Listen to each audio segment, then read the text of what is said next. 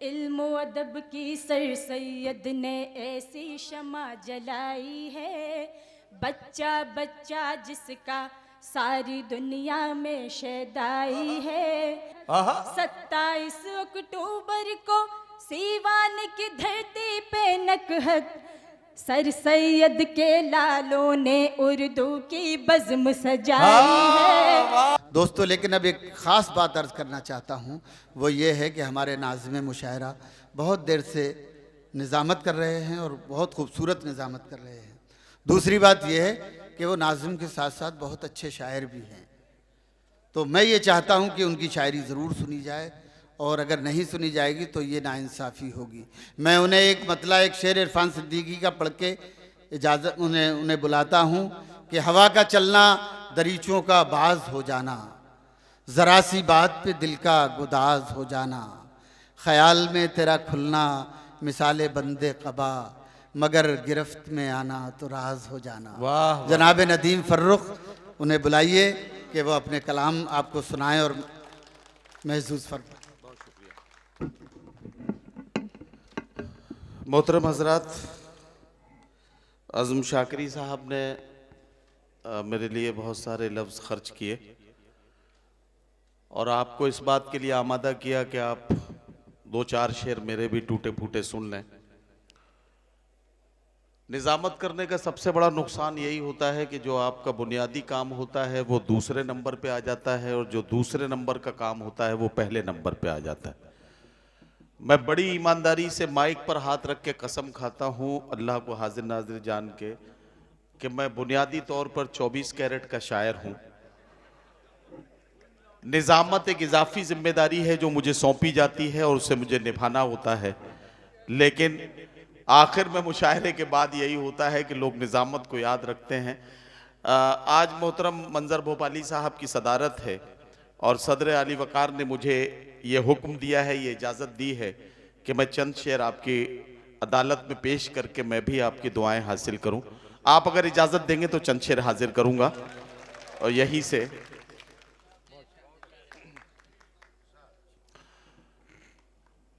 मैं यहां से शुरू होता हूं कि अगर ज़बान अता की है तो सदा भी दे, वगरना हरफे गलत की तरह मिटा भी दे। अगर ज़बान अता की है तो सदा भी दे, वगरना हरफे गलत की तरह मिटा भी दे। तमाम उम्र सफर ही अगर मुकद्दर है तो फिर परिंदों को उड़ने का हौसला भी दे। तमाम उम्र सफर ही अगर मुकद्दर है तो फिर परिंदों को उड़ने का हौसला भी दे, तो फिर परिंदों को उड़ने का हौसला भी दे। भाई जैसा माइक था वैसे ही रखो इसे, आप इसमें इको वीको डालने की कोशिश मत करो, जैसा चल रहा था वैसे ही ठीक। तो फिर परिंदों को उड़ने का हौसला भी दे।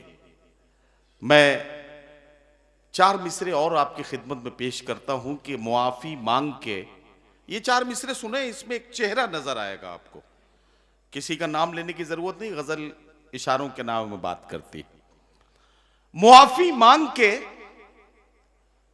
एहसान करने वाला है, वो सारे मुल्क को हैरान करने वाला है। मुआफी मांग के एहसान करने वाला है, वो सारे मुल्क को हैरान करने वाला है।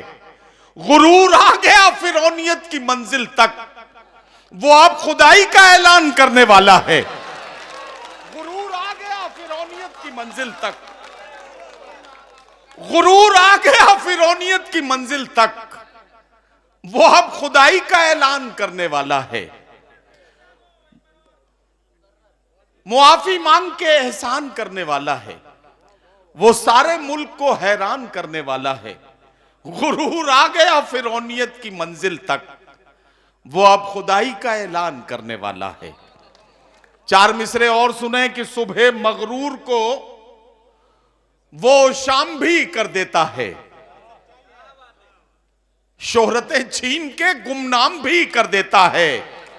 वक्त से आंख मिलाने की हिमाकत न करो, वक्त इंसान को नीलाम भी कर देता है। वक्त से आंख मिलाने की हिमाकत न करो। वक्त इंसान को नीलाम भी कर देता है, वक्त इंसान को नीलाम भी कर देता है। धीरे धीरे आपके करीब पहुंच रहा हूं। कभी झूठे उसूलों की तरफदारी नहीं होती, किसी के सामने हमसे अदाकारी नहीं होती। कभी झूठे उसूलों की तरफदारी नहीं होती, किसी के सामने हमसे अदाकारी नहीं होती। अमीरे शहर बिकने पर बहुत मजबूर करता है, मगर खुशबू मेरी गजलों की दरबारी नहीं होती। अमीरे शहर बिकने पर बहुत मजबूर करता है, मगर खुशबू मेरी गजलों की दरबारी नहीं होती, मगर खुशबू मेरी गजलों की दरबारी नहीं होती। यहां बहुत सारे बुजुर्ग बैठे हैं, बुजुर्गों को बड़ा निशाना बनाया गया है, उनके चश्मे और पता नहीं किस किस हवाले से। इन तमाम बुजुर्गों की खिदमत में एक बात कहना चाहता हूं।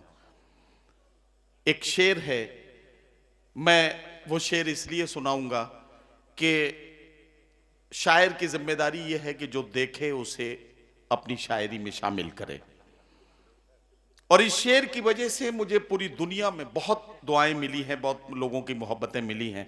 मैं आपकी भी दुआएं हासिल करना चाहता हूं, इसलिए ये शेर सुनाना है। एक शेर के लिए 2 मिसरों की जहमत है और उसके बाद वो शेर आएगा। जमाना जिसके लिए एहतमाम करता है, वो मेरे दिल के खंडर में कयाम करता है। जमाना जिसके लिए एहतमाम करता है, भाई साहब बैठ जाए। जमाना जिसके लिए एहतमाम करता है, वो मेरे दिल के खंडर में कयाम करता है। ज़ईफ बाप से जो बात तक नहीं करता, ज़ईफ बाप से जो बात तक नहीं करता, अमीरे शहर को झुककर सलाम करता है। ज़ईफ बाप से जो बात तक नहीं करता, ज़ईफ बाप से जो बात तक नहीं करता, ज़ईफ बाप से जो बात तक नहीं करता, अमीरे शहर को झुककर सलाम करता है। अमीरे शहर को झुककर सलाम करता है। हम अपने आंसुओं को इस तरह प्यारा समझते हैं, कभी जुगनू समझते हैं, कभी तारा समझते हैं। फटे चिथड़ों में तन ढकने की कोशिश करती रहती है, फटे चिथड़ों में तन ढकने की कोशिश करती रहती है। वो बेचारी जिसे हम लोग आवारा समझते हैं, फटे चिथड़ों में तन ढकने की कोशिश करती रहती है। वो बेचारी जिसे हम लोग आवारा समझते हैं। इबादत की तरह एक एक सिलवट पढ़ते रहते हैं, हम अपनी मां की पेशानी को सिपारा समझते हैं। इबादत की तरह एक एक सिलवट पढ़ते रहते हैं, हम अपनी मां की पेशानी को सिपारा समझते हैं। हम अपनी मां की पेशानी को सिपारा समझते हैं। ये नफीस भाई बैठे हैं, एमएलए हैं, जाहिर है कि इनके साथ बहुत सारे लोग जब सदन में, कई लोग तो ऐसे होते हैं कि इधर से उधर होते हुए, एक मुशायरे में हम लोग थे नफीस भाई, तो महाराष्ट्र का वो मुशायरा था। एक विधायक जी सामने बैठे थे, तो मैंने, मेरे बराबर में एक साहब थे, उनसे पूछा कि विधायक जी कौन सी पार्टी में हैं? तो उन्होंने कहा विधायक जी अब तो भारतीय जनता पार्टी में है, 1 घंटा पहले तक कांग्रेस में थे। तो ये इस वक्त सूरत हाल इस तरह की है। अब मैं उसे गजल बना रहा हूं। वो शख्स बाअमल था मगर जिद पाड़ गया।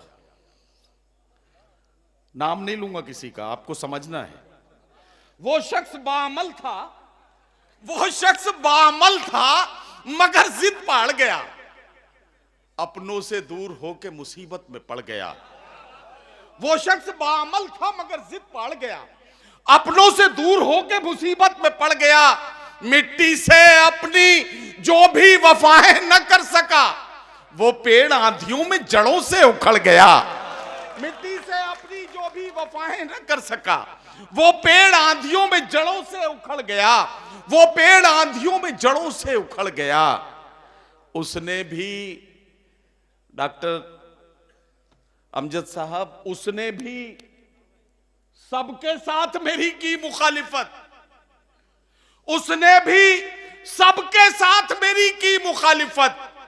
जिसके लिए मैं सारे जमाने से लड़ गया, उसने भी सबके साथ मेरी की मुखालिफत। जिसके लिए मैं सारे जमाने से लड़ गया। और ये शेर सीवान में पढ़ा जा सकता है, इसलिए पढ़ रहा हूं। मुझे यकीन है कि आपकी दुआएं मिलेंगी। कि जिसके लिए मैं सारे जमाने से लड़ गया, जिस दिन मेरे उरूज की उसने खबर सुनी, जिस दिन मेरे उरूज की उसने खबर सुनी, उस दिन से उसका ज़हनी तवाजुन बिगड़ गया। जिस दिन मेरे उरूज की उसने खबर सुनी, उस दिन से उसका ज़हनी तवाजुन बिगड़ गया। उस दिन से उसका ज़हनी तवाजुन बिगड़ गया।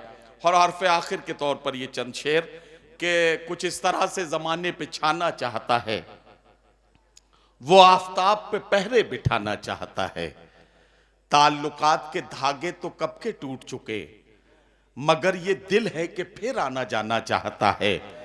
ताल्लुकात के धागे तो कब के टूट चुके, मगर ये दिल है कि फिर आना जाना चाहता है। चटक रहा है जो रह रह के मेरे सीने में, ये मुझ में कौन है जो टूट जाना चाहता है। ये मुझ में कौन है जो टूट जाना चाहता है। जो कतरा कतरा इकट्ठा हुआ था आंखों में, वो खून अब मेरी पलकों पे आना चाहता है। अमीर शहर तेरी बंदिशें माज़ अल्लाह, फकीर अब तेरी बस्ती से जाना चाहता है। अमीर शहर तेरी बंदिशें माज़ अल्लाह, फकीर अब तेरी बस्ती से जाना चाहता है।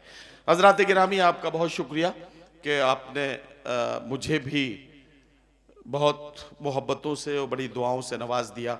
एक बार अपने तमाम शोरा इकराम के लिए तालियां बजा दीजिए, ताकि मुझे लगे कि अब मैं फिर से उसी काम पे आ गया हूं जो मुझे पहले से सौंपा गया था, और अब मैं वही काम करता हूं। जी अच्छा, हाँ ये अच्छा है। ये देखिए अमजद भाई कह रहे हैं कि अगली बार आपको एज ए शायर बुलाएंगे। ये भी ठीक है। तो अभी एक बार में 2 काम निकाल लिए, अब अगली बार जो है, अगली बार डबल मिलेगा। ये अच्छा है। चलिए, अब अपने ऐसे भाई हमारे पास वकील लोग बहुत अच्छे हैं। बहरहाल ये मैं आपको बताऊं कि अमजद भाई और डॉक्टर शाहनवाज साहब ये बहुत प्यारे लोग हैं। जाहिर है कि बड़ी मोहब्बतों से 1-1.5 महीना 2 महीने हो गए, एक दिन कैसे कैसे इस सीवान के मुशायरे को जिया गया है। इसके लिए मैं पूरी अलीग बिरादरी को और ख़ास तौर से डॉक्टर शाहनवाज साहब और डॉक्टर अमजद साहब को मुबारकबाद पेश करता हूँ।